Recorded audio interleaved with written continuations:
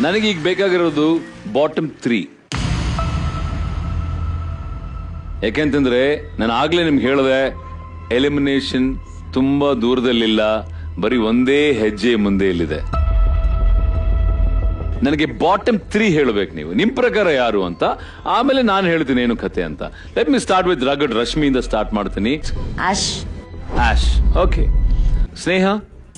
Maggi, Ash, ಯುಕ್ತ.